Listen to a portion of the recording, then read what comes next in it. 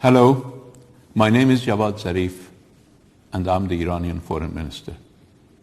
For the first 2 years in my post, I spent much of my time negotiating with my counterparts from the European Union, Russia, China, Germany, France, United Kingdom, and the United States. We reached a comprehensive agreement on Iran's nuclear program in 2015. We called it JCPOA, or Joint Comprehensive Plan of Action. In the deal, my country agreed to take certain concrete steps to assuage the concerns of the United States primarily. The US in turn committed to remove sanctions and to cease impeding business with Iran. The deal was not a treaty to require signature or ratification by any side, but it became binding on all as it was unanimously adopted by the United Nations Security Council. On 11 occasions since, the UN nuclear watchdog has confirmed that Iran has implemented all its obligations.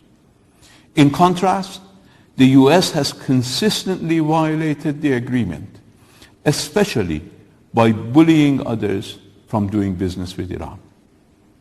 In the last year or so, we've been told that President Trump is unhappy with the deal. And it now appears that the response from some Europeans has been to offer the United States more concessions from our pocket.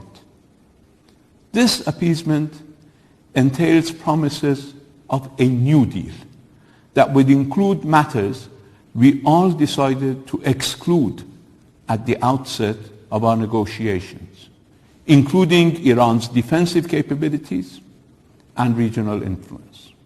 But please understand, on both issues, it is Iran and not the West that has serious grievances and much to demand.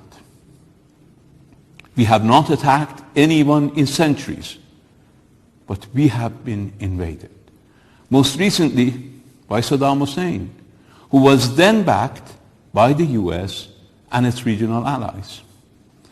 The West even actively prevented us from buying rudimentary means of defense, even as Saddam Hussein showered both Iranian civilians and soldiers with chemical weapons.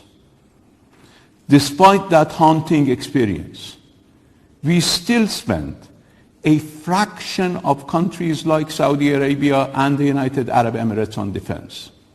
And our missiles have a shorter range than those of Saudi Arabia. And unlike US allies in the region who have brainwashed, financed, and armed groups such as Al-Qaeda, the Taliban, and the ISIS, we have been pivotal in defeating these extremist thugs. Let me make it absolutely clear once and for all. We will neither outsource our security, nor will we renegotiate or add on to a deal we have already implemented in good faith. To put it in real estate terms, when you buy a house and move your family in, or demolish it to build a skyscraper, you cannot come back 2 years later and try to renegotiate the price. In the coming days, the United States will have to decide whether to finally abide by its obligations. Iran stands firm in the face of futile attempts at bullying. But if the US continues to violate the agreement, or if it withdraws altogether, we will exercise our right to respond in a manner of our choosing. Bluster or threats won't get the US a new deal, particularly as it is not honoring the deal it has already made.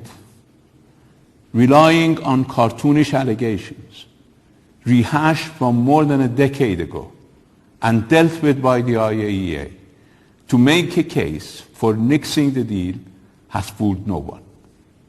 Thus, the US is well advised to finally start honoring its commitments, or it and only it will have to accept responsibility for the consequences of not doing so. Thank you for listening, and good day.